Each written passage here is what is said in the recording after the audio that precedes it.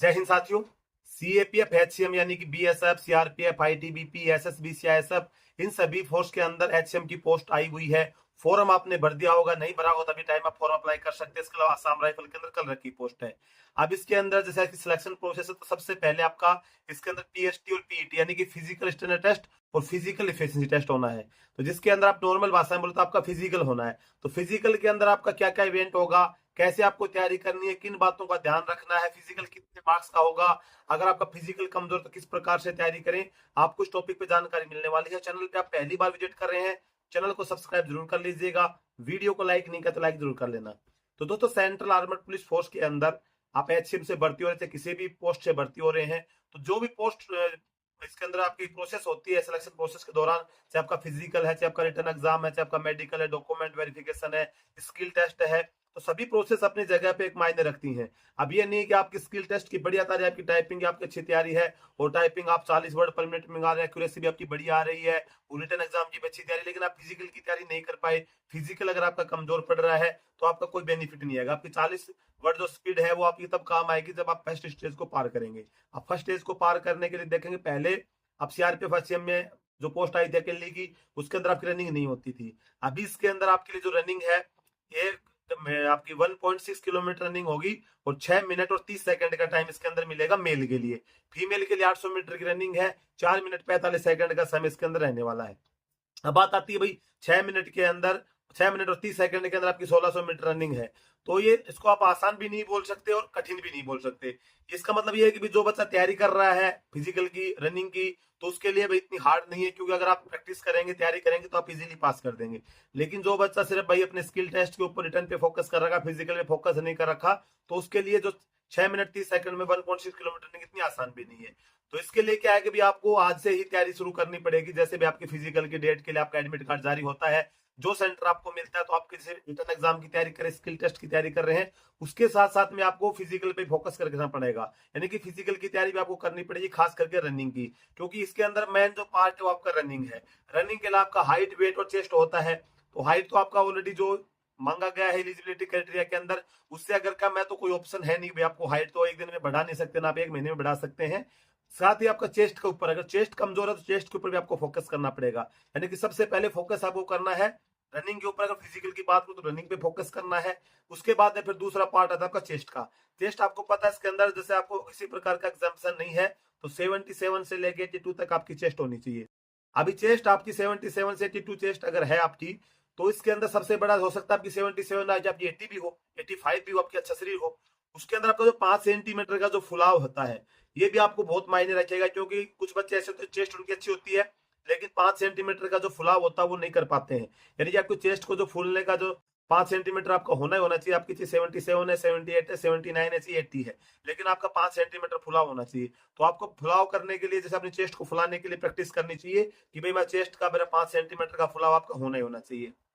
तो अगर आपको चेस्ट के साथ साथ आपको फुलाव के ऊपर भी ध्यान रखना है कि भाई मुझे चेस्ट फुलाने की प्रैक्टिस करनी है कि मेरी 5 सेंटीमीटर फूल रही है कि नहीं फूल रही है, घर में अपने यार दोस्त के साथ फीता लगा के उसे आप चेक कर सकते हैं, आपको आइडिया आ जाएगा कि मेरी चेस्ट 5 सेंटीमीटर फूल रही है कि नहीं फूल रही है। दूसरा बात करें वजन की। वजन देखो क्या है कि आपको हाइट के अनुसार आपका वजन होना चाहिए, तो आपका कम वजन भी नहीं होना चाहिए, ज्यादा भी, एक आध किलो की बात अलग होती है। तो वो हाइट के अनुसार अगर आप देखेंगे तो आपका अगर ज्यादा वजन है हाइट के अनुसार, तो आप उसको डाइट पे कंट्रोल करके, एक्सरसाइज करके उसको कंट्रोल करें। अगर आपका वजन कम है तो आप अपनी डाइट को बढ़ाएं, और मतलब वजन बढ़ाने के संबंधित अपनी डाइट लें और अपने वजन को बढ़ा के अपने जो हाइट के अनुसार उसको वजन को कंट्रोल करें। तो इस प्रकार से आपको वजन पे फोकस करना है। अब बात आती है फिजिकल के लिए मार्क्स कितने मिलेंगे। तो आपका जो फिजिकल है, चाहे मेल के लिए है चाहे फीमेल के लिए है, फिजिकल के अंदर मेन जो इवेंट आपका रनिंग है, बाकी ये जो हाइट, वेट और चेस्ट जो आपका पीएसटी के अंदर है।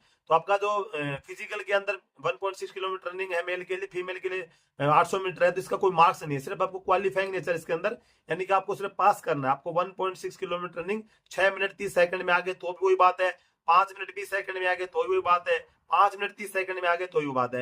यानी कि आपको किसी प्रकार का कोई मार्क्स इसके अंदर नहीं मिलेगा कि आपकी जब मेरिट निकलेगी तो मेरिट के अंदर आपका किसी प्रकार का जो मार्क्स होगा वो आपको बेनिफिट करेगा।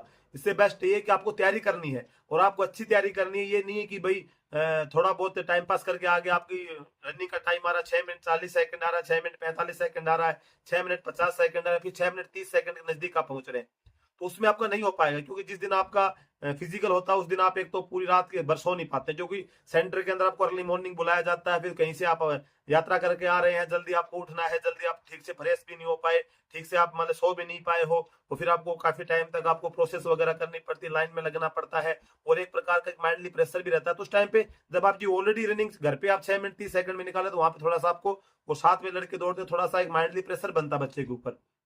तो आपको तैयारी ऐसी करनी है कि आपको घर के अंदर 6 मिनट आपके निकलने लग जाए, तो आपको 30 सेकंड भी अगर थोड़ा बहुत आपको लगे तो आप कवर कर लें। यानी कि आपको बढ़िया तैयारी करनी है। जिस दिन आपका फिजिकल की डेट, अभी आप एक टाइम कर रहे हैं, सुबह सुबह प्रैक्टिस कर रहे हैं, जिस दिन आपका एडमिट कार्ड जारी होगा आपकी डेट फिक्स होगी, अभी इस डेट के अंदर इस सेंटर के अंदर आपका एग्जाम है, उस दिन से आप अगर आपकी फिजिकल के अंदर रनिंग आपकी कमजोर पड़ रही है, दोनों टाइम आप रनिंग शुरू कर दें, क्योंकि 1.6 किलोमीटर रनिंग को ज्यादा टाइम तो आपको लग नहीं रहा है। भैया आपकी रनिंग कमजोर तो मैक्सिमम 7 मिनट लगा ले, गर्म शरीर अपना थोड़ा कर रहे हैं, थोड़ी वार्म अप कर रहे हैं, तो आपको 10-12 मिनट के अंदर आप 1.6 किलोमीटर रनिंग आप करके आ जाएंगे, वार्म अप वगैरह भी करके फर्स्ट में। उसके बाद में शाम को फिर आप दोबारा जा सकते हैं, दोबारा शाम को फिर रनिंग कर सकते हैं। 2 बार आप प्रैक्टिस करेंगे तो थोड़ा सा और आपकी स्टेमिना बढ़ेगी, और आप फिजिकल के अंदर जो रनिंग होगी 1.6 किलोमीटर को इजीली पास कर पाएंगे। नहीं तो आप इसको इतनी आसान नहीं लेना है, अगर आप तैयारी नहीं करेंगे 1.6 किलोमीटर रनिंग जो 6 मिनट 30 सेकंड के अंदर, ये भी हार्ड पड़ जाएगी। हमने देखा है बच्चे इसके अंदर फेल होते हैं 1.6 किलोमीटर के अंदर भी। आप खुद देखेंगे जब आप देने के लिए जाएंगे फिजिकल, तो आपके साथ के जो बच्चे होंगे वो फेल होंगे, लेकिन फेल वही होता है जो तैयारी नहीं करता। अब आप अपने मन में ये नहीं बैठा लेना है कि भाई फेल हो जाते हैं रनिंग के अंदर, फेल वो होता है जो तैयारी नहीं करता। अब इतने बच्चे लाखों की संख्या में फॉर्म भरते हैं, सिर्फ बच्चों का, कुछ बच्चे तो ऐसे होते हैं सिर्फ फॉर्म भरेंगे, तैयारी नहीं करेंगे, कुछ भी करेंगे, सिर्फ फॉर्म भर के अपना साइड पकड़ लेंगे। कुछ बच्चे ऐसे होते हैं कि फॉर्म भरेंगे, वो अपना रिटर्न की तैयारी करेंगे, बाकी प्रोसेस भी तैयारी नहीं करेंगे, तो वो भी फेल होते हैं। कुछ बच्चे जिनको वास्तव में जॉब चाहिए, तो हर क्षेत्र में आपको काम करना पड़ेगा, यानी कि हर क्षेत्र में आपको तैयारी करनी पड़ेगी। आपको फिजिकल पे फोकस करना पड़ेगा, खास करके रनिंग पे। फिर आपकी चेस्ट अगर कमजोर है तो चेस्ट पे फोकस करना पड़ेगा। वजन के अंदर आपको ऊपर नीचे है तो वजन पे कंट्रोल करना पड़ेगा। उसके बाद फिर आपको रिटर्न की तैयारी है, स्किल टेस्ट की तैयारी है, मेडिकल के अंदर कुछ ऐसी चीजें हैं जो आपसे ठीक हो सकती है, उसकी तैयारी है। तो आपको हर क्षेत्र के अंदर तैयारी करनी पड़ेगी, तभी आप कंपटीशन फाइट कर सकते हैं। हालांकि आपको पता है कि कंपटीशन तो नॉर्मल रहने वाला नहीं, जिस प्रकार से वैकेंसी है उस वैकेंसी की एवरेज आप देखेंगे तो बहुत ज्यादा बच्चे फॉर्म भरे, लाखों की संख्या में फॉर्म अप्लाई हो रहे हैं। और इस बार तो पूरी सेंट्रल आर्मड पुलिस फोर्स की जो वैकेंसी एक साथ आई है, हर फोर्स के अलग अलग आते तो बच्चे छट जाते थे। कुछ बच्चों का सपना बीएसएफ में होता था, किसी का सीआरपीएफ में, किसी का आईटीबीपी में, लेकिन अब की बार जो वैकेंसी आई है पूरी एक साथ आई है, तो बच्चे की जो फॉर्म भरने वालों की संख्या भी ज्यादा रहेगी, लाखों की संख्या में फॉर्म भरे जाएंगे, और कंपटीशन भी नॉर्मल रहने वाला नहीं है। तो आपको मेरा कहने का मतलब ये है कि भी आपको अगर इसके अंदर वास्तव में अपनी एक जॉब सिक्योर करनी है, आपको एक सीट पक्की करनी है, तो आपको हर क्षेत्र में तैयारी करनी पड़ेगी। फर्स्ट प्रोसेस आपका पीएचटी पीईटी के अंदर, तो आपको बढ़िया से तैयारी करनी पड़ेगी, तभी आप इसके अंदर पास होंगे। चाहे आप मेल है चाहे फीमेल है, दोनों को अपने फोकस करना पड़ेगा।